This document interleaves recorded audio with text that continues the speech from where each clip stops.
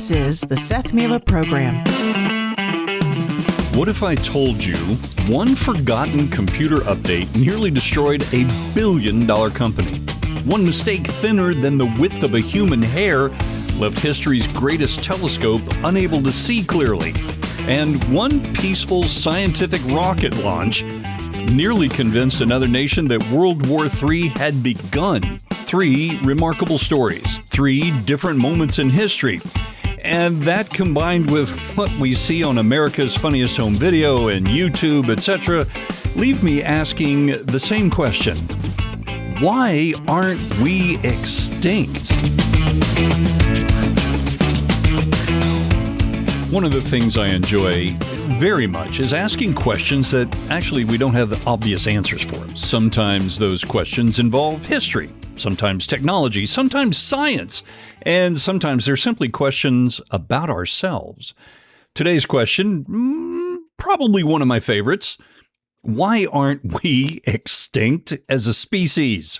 Okay, now, before you think I'm going to start talking about dinosaurs and asteroids, that's not what it's about at all. Today we're talking about us human beings, right? Over the last 50 years or so, we've built spacecraft capable of exploring the solar system, computers that literally fit in our pocket, bridges that seem to float in the air, and tech that our grandparents could not have imagined in their wildest dreams. We are accomplishing extraordinary things. But we've also done something else. We have repeatedly made mistakes that, when you look back on them, could have ended in catastrophe. Not because people are unintelligent. In fact, many of the stories we're going to look at involve some of the smartest engineers and scientists and military officers, business leaders, etc. These were not careless people. They were people very much like you and me. They made decisions based on information that they had. They trusted systems. They made assumptions. And they overlooked some tiny details. And sometimes those tiny details nearly changed history. As I was researching for this episode, I noticed something kind of surprising. Almost none of the stories are really about machines failing. It's about us, people, about confidence and communication, assumptions. We all know what that means. And basically, let's face it, human nature. And as each story unfolded, I kind of found myself asking the same question: how in the world are we surviving? By the end of today's program, I'm going to share what I've come to believe after looking at all these remarkable events. But first, let's begin with a rocket, shall we? A bolt of lightning and one engineer who remembered something almost everyone else had forgotten. Imagine you have trained for years for one moment. The countdown reaches 0. The engines on the rocket ignite. Thousands of people are watching. Millions more are watching on TV. The vibration is almost beyond description, and slowly the rocket begins to climb. Everything is going exactly according to plan, and then 36 seconds after liftoff, lightning strikes. Not nearby, not somewhere in the distance. Lightning strikes the rocket itself. And before anyone can fully understand what's happening, lightning strikes again. Suddenly, warning lights begin to illuminate throughout the craft. Instrument readings are disappearing. The astronauts, that would be you, watch as one system after another seems to fail. This is what actually happened. And back in mission control, the flight controllers are staring at screens that suddenly make no sense. Telemetry, the stream of information that tells engineers how the spacecraft is performing, all that's disappearing. Nobody knows whether the spacecraft has been permanently damaged. Nobody knows whether the mission is ending, tragically. And nobody knows whether those 3 astronauts that were aboard the rocket are going to survive. Now, if you have ever had your computer completely freeze up on you, you know that helpless feeling. You're trying to get work done. You got to get those TPS reports out, right? And then all of a sudden your computer becomes a brick. But this situation wasn't somebody's laptop. This was a rocket, a spacecraft, if you will, headed to the moon. And this wasn't an experimental launch. We'd already launched several rockets to the moon. This mission was supposed to build on that success. Everything had been carefully planned. The astronauts were experienced. The engineers were among the brightest in the world, right? The checklist had been reviewed over and over and over again. And less than 1 minute after launch, the entire mission appeared to be unraveling. One of the astronauts later described the cockpit as if every warning light had suddenly decided to come on at once. So imagine trying to solve a problem when everything is telling you that something is just going haywire. That's exactly where Mission Control found itself, in the midst of chaos, trying to fix the issue quickly. A young engineer named John Aaron noticed something. He remembered seeing a similar pattern years earlier during a training simulation. Not exactly the same, but close enough.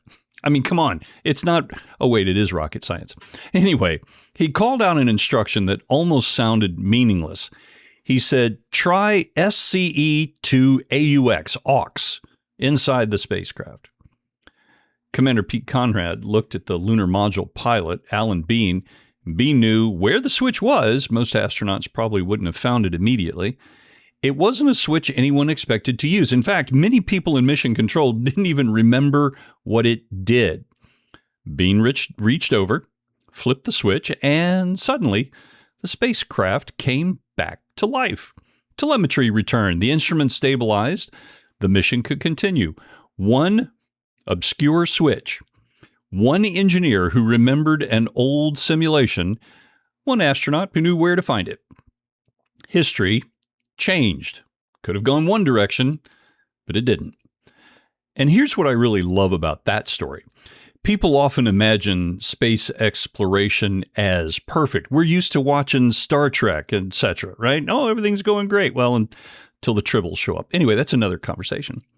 If NASA never made mistakes, if every mission unfolded exactly as planned, that's not reality. The success of Apollo wasn't built on perfection. It was built on preparation. People had trained for problems they hoped would never happen. And when something nobody expected actually did happen, somebody remembered. I also find it kind of fascinating that one of history's greatest space missions wasn't saved by a computer. It wasn't saved by artificial intelligence. It wasn't saved by a billion-dollar piece of equipment. It was saved by human experience, careful preparation, and someone keeping a calm head when everyone else had, well, good reason to panic. Sometimes history isn't changed by the biggest machine in the room, but by the one person who remembers the smallest detail. And if you think one tiny mistake can affect only, a rocket, wait till you hear some of the other examples of how an error smaller than 1/50th the width of a human hair left one of humanity's greatest scientific achievements unable to do the very thing it was built to do. Yep, we're talking about the Hubble Space Telescope. The Hubble telescope was basically a camera designed to look further into space than any other human being had ever looked before. The engineers involved devoted years of their lives to it. Scientists dreamed about the discoveries that it would make. Taxpayers invested billions of dollars to build it, and it would orbit hundreds of miles above Earth, above the clouds, above the atmosphere, where nothing could stand between its mirror and our view of the stars. Expectation could not have been higher. When the telescope finally reached orbit, the excitement was almost impossible to describe. I've seen some documentaries, and the scientists involved were like little kids waiting for Christmas morning.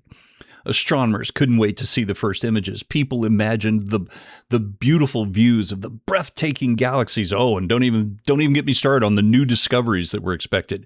Perhaps they would even change our understanding of the universe. And then the first photographs arrived, and they were blurry. Not a little blurry. I mean, painfully blurry. So think about this, spending billions of dollars on the world's greatest camera and discovering, oops, somebody forgot the proper lenses, the glasses. That's basically what happened. Here's the remarkable part. The mirror wasn't broken. It wasn't shattered. It wasn't cracked, wasn't chipped, anything. It wasn't installed backwards. The problem was almost unbelievably small. You see, the primary mirror had been polished to the wrong shape by 2.2 micrometers. That is 1/50th the thickness of a human hair. Think about that. Humanity built a machine capable of seeing galaxies billions of light years away, and it was defeated by an error smaller than something that you could even see with your naked eye. Now, your first question might be, how? How in the world did you let this happen? After all, NASA wasn't hiring amateurs. It was like, hey, you want to work on a rocket? I don't know anything about working on a rocket. Perfect. Come on in. We got a mirror we want you to work on. Okay. No, that's not how it worked. So listen, the answer to the question how, it's not because of stupidity. It was confidence, I think. One testing device had been assembled incorrectly. Because the measurements looked so precise, everybody trusted it. The mirror was polished exactly as the instrument instructed. The problem was the instrument was wrong. So sometimes our biggest mistakes aren't caused by bad information. They're caused by information we never think to question. So how many times have we confidently said, I know I'm right. I don't want to. We're not going to ask my wife if she's ever experienced me saying, listen, just trust me on this, okay? I know I'm right, only to discover later I wasn't right. We're going to leave that topic behind us now. So this isn't just true in science. This is true in business, relationships, parenting, finances, even our own opinions, right? Confidence and correctness are not always the same thing. Fortunately, this story didn't end with failure. NASA did something pretty remarkable. Instead of going, well, that didn't work out, I guess we'll just leave it up there. Scientists and engineers went back to work and they designed corrective optics, a custom set of glasses, if you will, for the telescope. In 1993, astronauts installed those optics during a servicing mission. And when the new images came back, boom, the world was speechless. Suddenly you could see pillars of gas where stars were still being born, galaxies billions of light years away, and some of the most beautiful images ever captured by human hands. And ironically, the telescope, famous for its blurry beginning, became one of the greatest scientific instruments ever built. That's one of the reasons I love this story. It's not about failure. It's not about anything, that really was going wrong. It's about humility. It's about us. It's about admitting, oops, something is not right, and having the courage to then fix it. Sometimes our greatest achievements don't come after getting everything right. Sometimes they come after having the humility to admit we didn't get it right.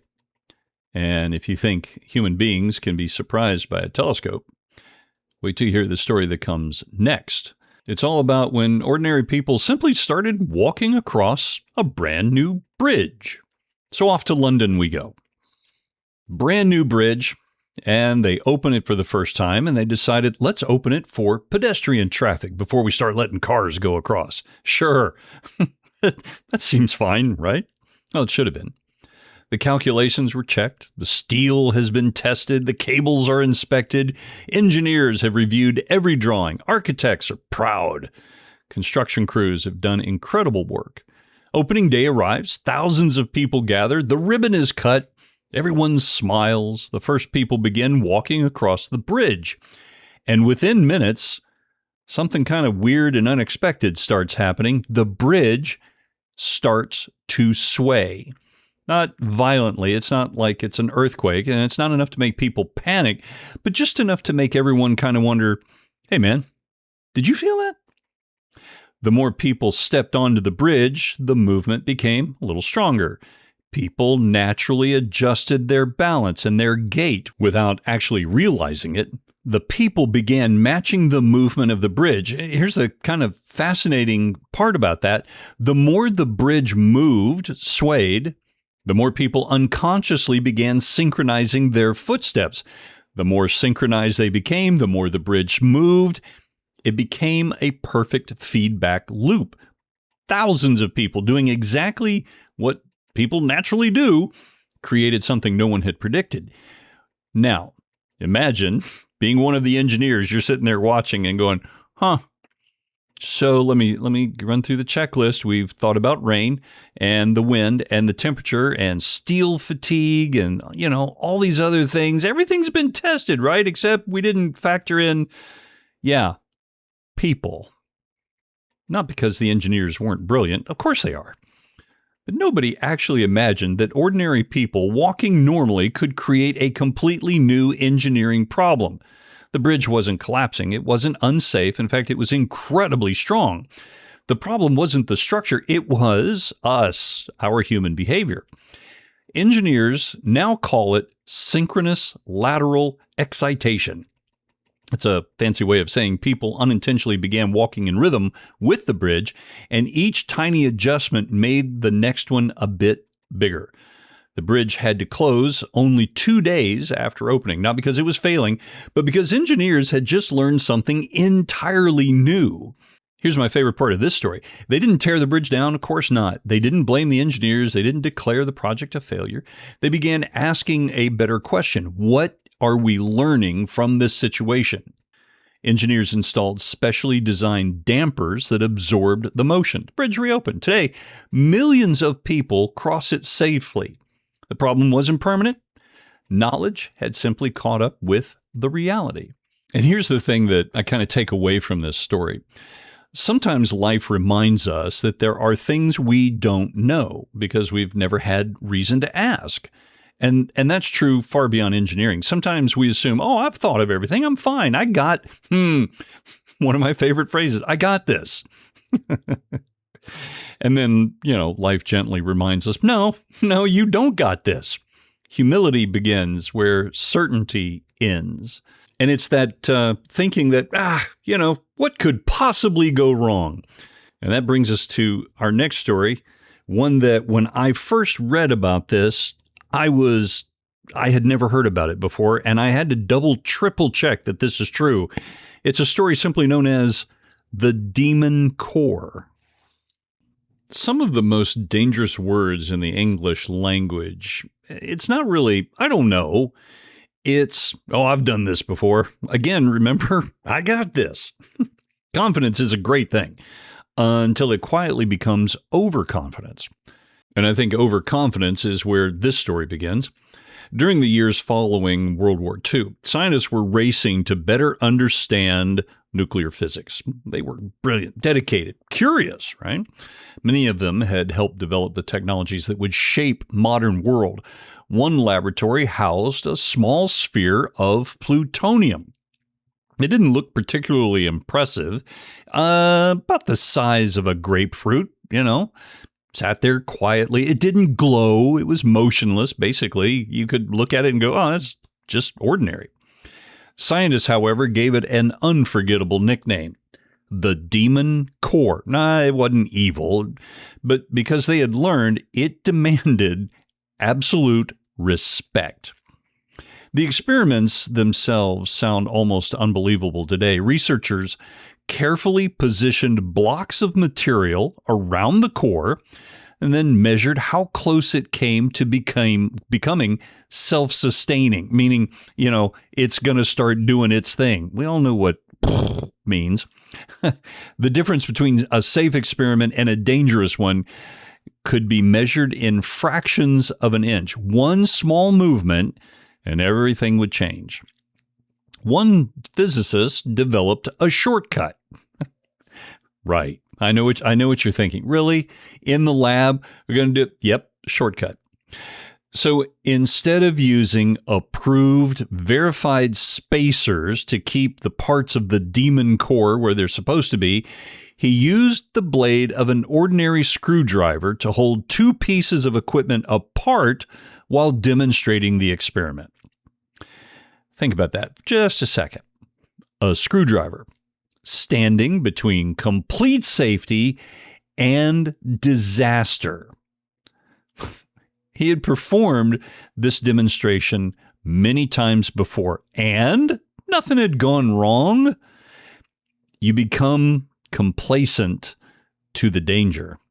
Experience had produced confidence, and confidence produced comfort, and comfort, when we're talking about science like this, comfort can become very dangerous. Then the screwdriver slipped, only for an instant, but the equipment shifted. The experiment went critical. A burst of radiation was released. Not an explosion, not anything immediate, a burst of radiation. The room immediately knew something had happened.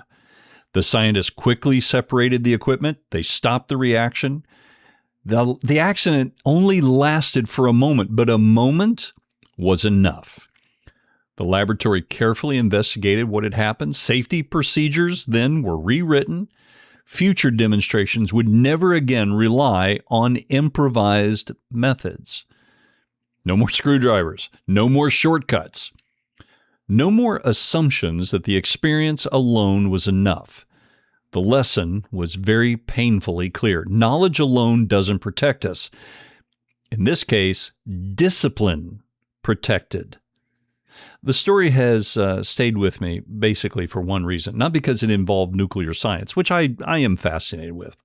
Most of us are never going to work in a laboratory like that. But all of us have said something to the effect of, come on, I've done this 100 times, or look, it'll only take a second, just let me do it this way. Those are our human thoughts. It's understandable. It's how we're built. It's familiar. And history reminds us they can also be dangerous.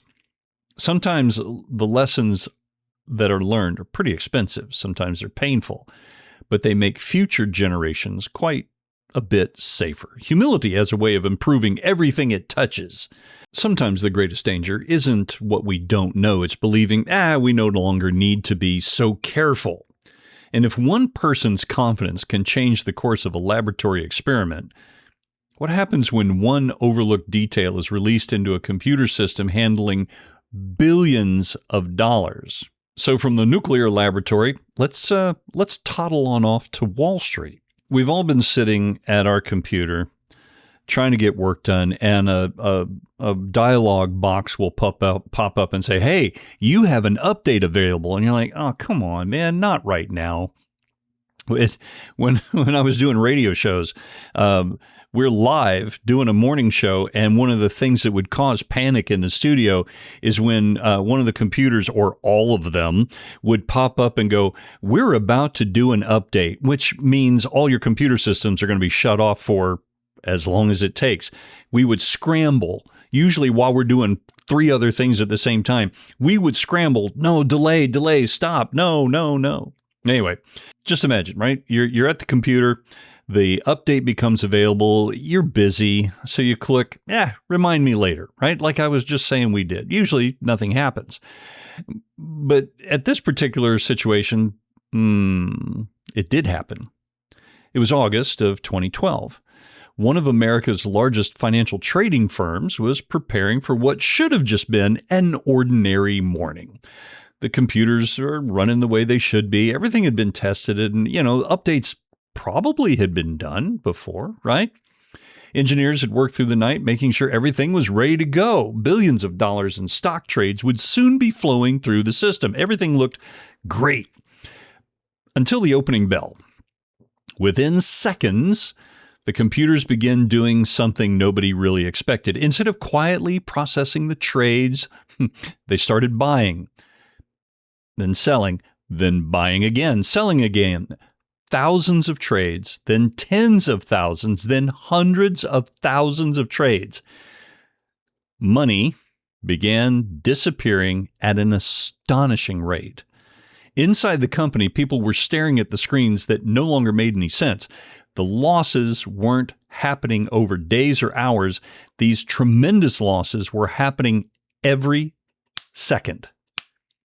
Investigators eventually discovered something almost unbelievable about all this. The new software had been installed properly on 7 of the company's 8 servers. One server, oopsie, had been missed. Just one. That single computer continued running old software while the others were often running the new version. The computers no longer agreed with each other. And in our modern financial market, disagreement happens at the speed of light. For 45 minutes, the company lost money almost faster than anyone could understand. By the time the problem was stopped, $440 million had vanished. $440 million in 45 minutes. A simple, forgotten update. One company changed forever. And this wasn't caused by hackers. It wasn't a cyber attack. It wasn't sabotage. It wasn't someone trying to steal money. It was just an ordinary maintenance mistake, the kind of mistake that probably happens somewhere in the world every single day. The difference was the system. When the computers are making thousands of decisions every second, tiny human mistakes can become enormous human problems. Something to kind of think about, especially with the last episode we did, talking about technology. As our technology becomes more powerful, our margin for error becomes, smaller. One missing bolt, one incorrect number, one forgotten little update, one overlooked message. History reminds us it's usually not the big thing that surprises us, it's the little one. As we start looking at our next story, think about this. It is something, one thing for a software problem to affect one company, but it's something entirely different when a tiny failure begins spreading through an entire electrical grid. When that happens, it affects millions of people. So let's take a look at the summer of 2003. It started like any other summer afternoon. On that particular day, people were heading home from work. Office buildings were still busy. Air conditioners running. It's hot. Got to get the AC down. Elevators moved from floor to floor. You know what I'm talking about. And nobody had any reason to think that within the next few hours, more than 50 million people would suddenly find themselves sitting in the dark. This was August 14th, 2003. The electrical grid in parts of the northeastern United States and Canada was doing exactly what it had been doing for decades. Thousands of miles of transmission lines, millions of customers, power plants, everybody all working together. It's one of the largest and most complicated machines humanity has ever built, these power plants and the transfer stations and so forth. Most of us really don't think about it when you flip on the light switch. The lights come on, boom, we're good. Well, that afternoon, something very small happened in Ohio. A software alarm stopped working. Not everything, just the alarm. Just one alarm system designed to alert operators that something unusual was happening failed, quit working. So the operators didn't know that the system was now becoming unstable. At nearly the same time, power lines began sagging in the summer heat. Some contacted trees that had not been trimmed adequately. Individual lines automatically began shutting down. Normally, the control center would recognize this growing problem, but because the alarm system wasn't warning anybody, the situation continued unnoticed. So think about lining up some dominoes, right? You push one over and, you know what I'm saying. One falls, the next. And that's basically what started happening here. As one transmission line failed, its electrical load shifted to another. Then that one failed. So everything shifted to another. And then that one failed. Within minutes, the failures began racing across the electrical grid. Power plants automatically disconnected to protect themselves. And as you can imagine, when that happened, cities went dark. Subway trains stopped. Traffic lights went dark. Airports began scrambling. People were trapped in elevators. Millions of homes suddenly lost power. And it wasn't, anything big. It wasn't an attack. It wasn't terrorism. It wasn't a hurricane. It was several little problems that quietly lined up at exactly the wrong time. What amazes me is how quickly life shifted. People suddenly realized how much depends on electricity. Gas stations couldn't pump fuel. Water systems struggled. Businesses obviously closed. Cell phone networks became overloaded. Even something as simple as buying groceries around that time became really difficult, right? Hey, can I use my card? Nope. Most of us don't think about the electrical grid until it's not there. Have you ever had to spend several days without power? Living in Florida, having hurricanes come through, it is a real thing to think about and be prepared for. So, fortunately, this story doesn't end in disaster. Power was gradually restored. Investigators carefully studied what had happened. Reliability standards were strengthened. Vegetation, management improved. It's like, hey, man, you got to trim that tree. I'm on it. Monitoring systems became more sophisticated, and the grid became stronger because people were willing to learn from what had gone wrong. We often forget the strongest systems in the world are still made up of little individual parts, and we're a big part of that. Our biggest problems aren't created by one terrible decision. It's usually created by a series of little ones, each one kind of easy to ignore until one day, oops, we're dealing with consequences we didn't ever think we'd have to mess with. And while it kind of seems like the factor that causes the biggest problem is us, again, I'm asking the question, why aren't we extinct? Sometimes it's us that actually keep things from going really, really badly. For example, we'll take a look at one more rocket launch, if you will. It was supposed to be one of the peaceful, quiet, kind of a nice, pleasant experiment, right? It's not about weaponry. It's not about military exercise. There's no international crisis, just a group of scientists hoping to learn a little bit more about one of God's really beautiful things, the Northern Lights. It was an ordinary research mission. Well, it was supposed to be an ordinary research mission. In January of 1995, scientists in Norway prepared to launch a research rocket. And its mission was pretty straightforward. Go up and study the aurora borealis, collect some scientific data, and advance our understanding of Earth's upper atmosphere and how electromagnetism all affects everything. Nothing about the launch was secret. As a matter of fact, the science had done everything right. They notified dozens of countries in advance, including Russia. You got to be careful about launching things over in their area.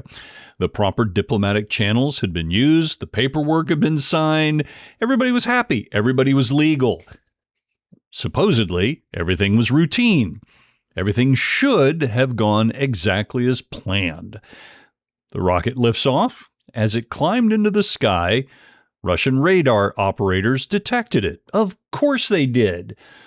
To their equipment, the flight profile looked disturbingly similar to the early stages of ballistic missile launch. Inside military command centers, questions began to spread pretty quickly. What is it? Where's it going? Is this an attack? Imagine being one of those officers in that room. You've got just a few minutes to make some critical decisions. You don't have the luxury of waiting an hour for some more information. Hey, can you get Bob on this and see if Nope. You got to make a decision. Radar screens don't show intentions. They simply report what's happening. And what they were seeing actually didn't make any sense at the moment. And the Russian nuclear briefcase was opened for the president because of an apparent incoming missile threat. Yep.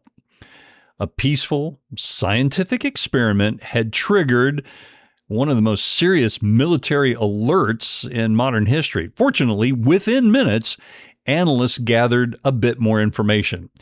The rocket wasn't descending toward Russia. It wasn't carrying a weapon. It wasn't an attack, they determined. It was just exactly what the scientists had said it was going to be all along, a research rocket. And there, the crisis ended. The world moved on. And you know what? Most of us never knew it had happened. Here's an interesting part. This is not the only example of this. there were a handful of instances where even as the sun was coming over the earth and it was reflected over clouds, there were nuclear research stations and early warning stations in Russia that mistook that for us launching rockets. But the nice thing is, something happened where cooler heads intervened. Decisions were made that saved us. It could have been very, very, very badly. You know, you think about it. The notification of what was happening had been sent. Russia was informed. The problem wasn't that somebody forgot. The problem was that the information actually never reached the people who needed it most. One message lost somewhere in a complicated system nearly changed humanity.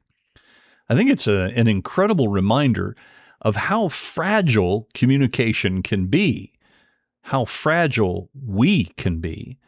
Sometimes we assume, if I sent the message, the job's fine. It's done. I sent the email, right? If they get it, it's their problem if they get it. You know, the communication isn't complete until it's understood by the person who needs it. That principle applies just as much to families and friendships, businesses, marriages. It applies just as much to us in our personal lives as it does to governments and scientific research, right? That one message that never reached the right desk, for a few extraordinary minutes, as a result, history stood uncomfortably close to taking a very different turn. So far, the stories we've explored, we've talked about rockets and telescopes, a bridge, a laboratory, software, electricity, science. Different people, different decades, different technologies. Yet every single one of them points exactly to the same truth. We are remarkably capable. We are remarkably creative and remarkably imperfect. Which brings us back to that original question that we started off with. Why aren't we extinct? I mean, think about how close we've come. After spending the last, few minutes exploring these remarkable moments in history, maybe I've stumbled on an answer. It has a lot less to do with technology and a lot more to do with something far greater. The stories that we've looked at so far, perhaps at first glance, they don't seem to have a lot in common. But if you think about it, they all point toward, I believe, the same truth. Every one of the stories involved remarkably intelligent people doing very important work and sometimes trying to solve some really difficult problems. Yet every one of them also reminds us of something else, that no matter how intelligent we become, no matter how advanced our technology is, no matter how careful we plan, we are wonderfully limited. We overlook things. We make assumptions. We miss details. We get fatigued. We need wisdom that goes beyond our own. And as I thought about all of these events and pondered the question of why aren't we extinct, one of the things I read recently in the Bible came to mind. It's from Lamentations, and it's Lamentations 3:22-23. And it simply says this: "Because of the Lord's great love, we are not consumed, for his compassions never fail. They are new every morning. Great is your faithfulness." One of the things that I have come to truly have faith in Scripture and believe in wholeheartedly is that nothing is an accident in its writing. Nothing is coincidental. It's no accident that Jeremiah wrote those words. He understood something that every generation eventually discovers. Human strength has limits. Human knowledge has limits. Human wisdom has limits. Yet every morning we wake up in a world where God's mercy continues. Ponder that for just a moment. God's mercy allows us every day to get up and start fresh. Throughout this episode, we've looked at rockets getting struck by lightning and telescopes that are built with an imperfection, bridges that, oops, we didn't think about that happening, laboratories where confidence became dangerous. You know what I'm talking about. Many different stories, different decades, different professions, yet every single one of them quietly points to what I'm seeing as the conclusion. While we are capable of extraordinary things, there's so many things that we can do. We have finite limitations. We don't see everything. We don't know everything. We certainly don't control everything. And perhaps that's exactly where humility begins. So, why aren't we extinct? I don't think it's because we've become smart enough. No, I don't believe it's because we finally mastered technology. I certainly don't believe it's because humanity has somehow outgrown its weakness. No. I mean, as children, we grow up and become self-sufficient. But as humanity, we're not going to grow up to the point where we don't need God. I believe we're still here because first and foremost, it's God's plan.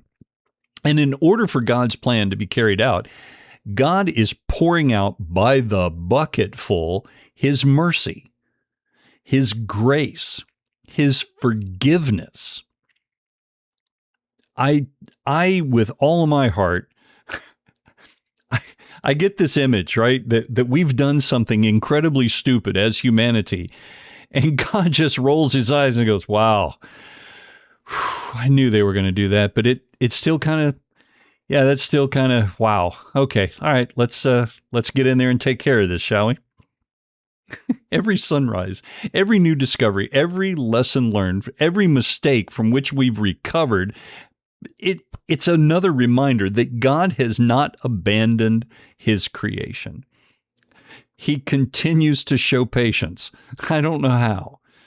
I mean, if you were to ask me, how is it that God is so patient? I don't know. I do not have that capacity for patience with my fellow man. I'll admit it. I just don't. God continues to show His grace. He continues to give us yet another opportunity to learn, to grow, to build, and to ultimately seek Him. One of the things I love about these stories is that none of them end with humanity giving up. Yes, some of those stories do include tragic injury and death. The Demon Corps is a horrible story. And yes, bad things do happen. But those circumstances aren't life-ending for humanity. Engineers have learned, science has adapted, pilots have remained calm, systems were improved in all of these, problems were solved. And that's part of being made in the image of our Creator. God has given us remarkable minds, remarkable creativity, and the ability to learn from yesterday's mistakes. He never intended us to deeply and completely depend solely on ourselves. The Bible reminds us that the fear of the Lord is the beginning of wisdom. Real wisdom begins when we recognize that we need somebody greater than ourselves. If today's stories and kind of investigating what was going on teaches us anything, it's that our confidence should never rest in human achievement alone. This is part of the point I was making when we were talking about technology. And, we got to be careful about relying on it, because that's not where our answers will come from. Our confidence should rest in the God whose mercy truly is new every morning. And all of this confidence that I talk about, reliance, the wisdom that I've talked about, it all begins when we have a relationship with God. I hope you know that I try very much not to get into religion. I try very much to not get into the different denominations like, well, we believe this and we believe that. That is so frustrating. And it takes our eyes off of the beauty, the love of who God is. It's all about a relationship with God through Jesus, right? And so as we've had these conversations, and we're going to have more in this light, if you have some questions about, hey, how do I get to have that relationship? How do I begin to develop the trust in God? How do I know that I can trust Him? How do I begin to gain access to the wisdom of God that you've talked about? I make myself available at the end of the program. There's going to be a way for you to contact me. You can email me anytime you like. But one of the best ways, especially if you want to talk to somebody right now, you want to get answers right now, there's a great hotline that is available 24 hours a day, 7 days a week, 365 days a year. It's simply the number 888-NEED-HIM, 888-NEED-HIM. Great people willing to talk to you, explain things to you, no pressure. They're not going to, it's about helping you understand where you are in relationship to God and how to make it better. So it's 888-NEED-HIM. And now it's time for 5 random facts. I thought we would wrap things up today with some random facts, some things to keep in the back of your head so that if there is ever that uncomfortable silence during a family gathering or a social event, you have some things to kick off the conversation. But keeping with the subject matter of today, I give you 5 extraordinary people who have done extraordinary things and survived. Neil Armstrong. He was, of course, the first human to walk on the moon in July 20th of 1969. He landed with only seconds of fuel remaining after manually avoiding a dangerous boulder field. One single mistake would have likely stranded him and the entire crew 240,000 miles from Earth. Sir Edmund Hillary and Tenzing Norgay. They were the first confirmed people to reach the summit of Mount Everest. On May 29, 1953, they climbed into what's known as the death zone, where oxygen levels cannot sustain human life for very long. Their success changed mountaineering forever. Then there's Charles Lindbergh, who was the first solo non-stop flight across the Atlantic Ocean in 1927. He flew for over 33 hours all by himself. He had no autopilot, no radio, very primitive navigation, and ended up getting, as you can imagine, very little sleep. Then there's Felix Baumgartner. On October 14th, 2012, he jumped from 128,000 feet up into the atmosphere. He's the first person to break the sound barrier during a free fall. He faced risk of spinning and going unconscious, massive, unexpected depressurization of his spacesuit, and of course, all kinds of equipment failure. This mission helped produce really valuable data for high-altitude escape missions. And my favorite, Annie Edson Taylor. On October 24th, 1901, on her 63rd birthday, she became the first person to survive going over Niagara Falls in a barrel. She suffered only a few minor injuries. Very few have successfully repeated her accomplishment. Why would they? Seriously, why aren't we extinct? This has been today's edition of 1, 2, 3, 4, 5 random Facts. As always, I have very much enjoyed our time together. I hope some of the stories that I've shared kind of get you to look at history and technology, maybe even your own life, and, think about things perhaps a little differently. Thank you for letting me spend some time with you, and I very much look forward to the next time we get together. Take care.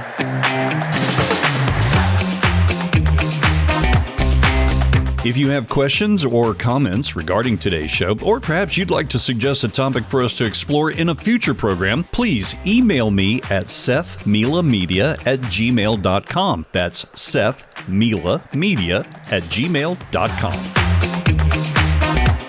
This program was sponsored in part by Audio Imaging Solutions, LLC. Your message professionally crafted and delivered. For professional voice work, go to audioimigingsolutions.com. That's audioimigingsolutions.com.